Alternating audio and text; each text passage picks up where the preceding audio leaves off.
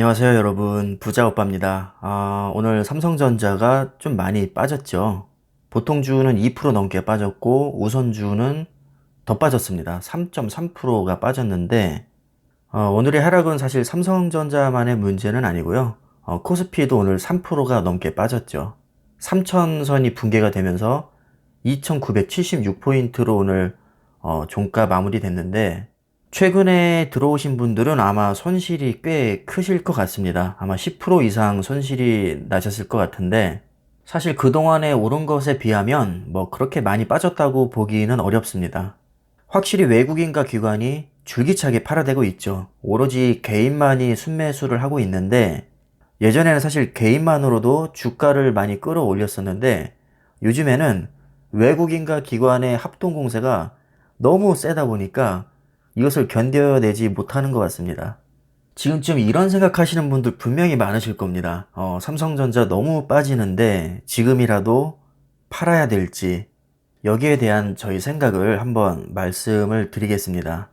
첫 번째로는요, 원래 주가라는 것은 오르고 내리는 겁니다. 저는 자연스러운 현상이라고 생각을 하고요. 보통 심리상 주가가 빠질 때 많이 팔고 오를 때 많이 사죠.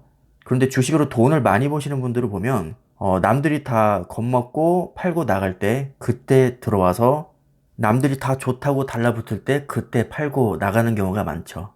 주가가 빠진다는 이유로 파는 것은 저는 개인적으로는 이해할 수가 없습니다.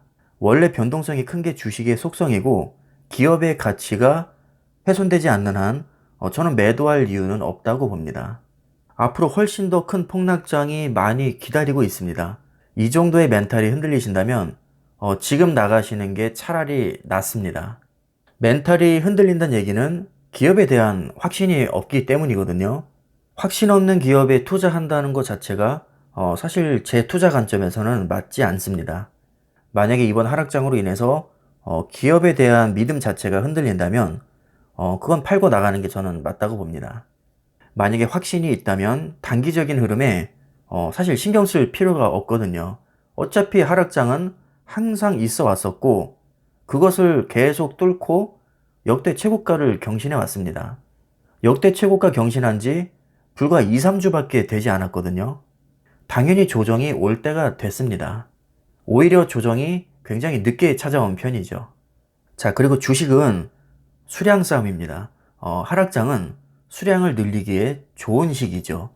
오히려 상승장에서는 가격이 비싸기 때문에 수량을 많이 모을 수가 없습니다. 10만원 하던 게 5만원으로 떨어지면 내가 같은 돈으로 2배를 더 많이 살 수가 있죠. 50% 폭락장은 바꿔 말하면 50% 박앤세일 구간입니다.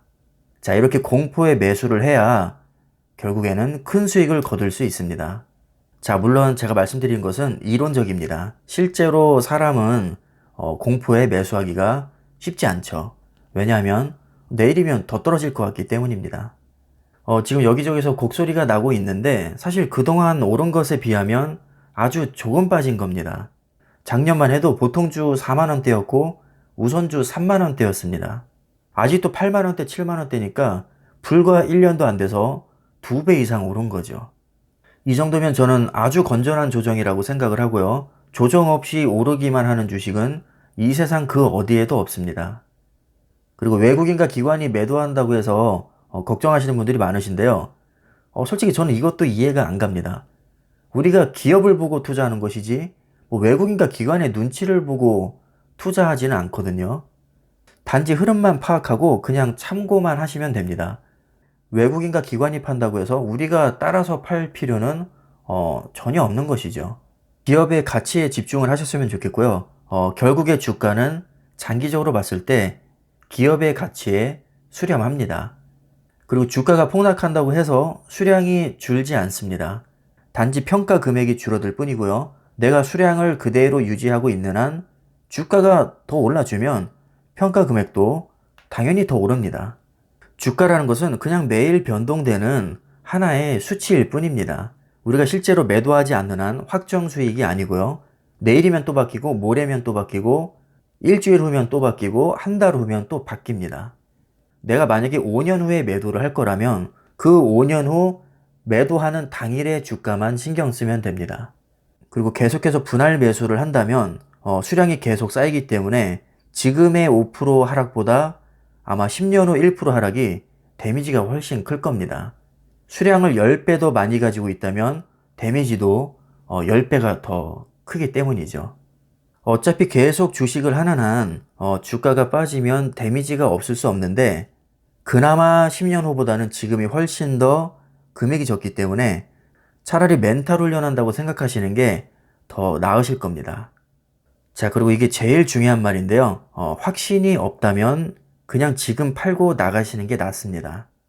억지로 들고 있어봐야 스트레스만 유발한다면 그런 주식은 저는 할 필요가 없다고 생각합니다. 하락장에서도 나에게 믿음을 주는 종목에 투자를 하는 것이 저는 맞다고 봅니다.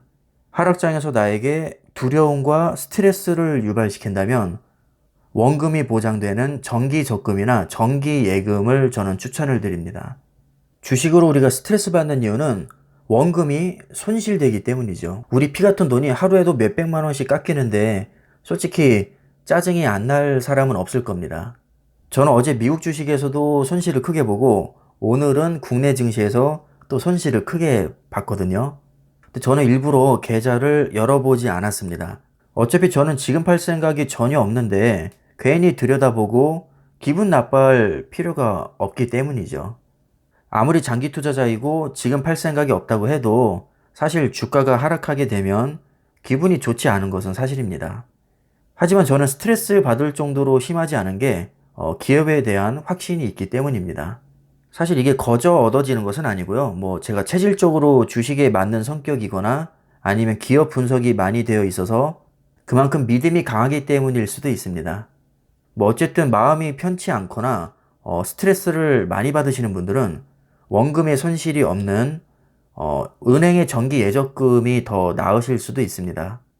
억지로 스트레스 받아가면서까지 주식을 할 이유는 저는 없다고 봅니다. 제가 무조건적으로 주식이 최고다, 무조건 주식해라 이렇게 얘기하지 않거든요.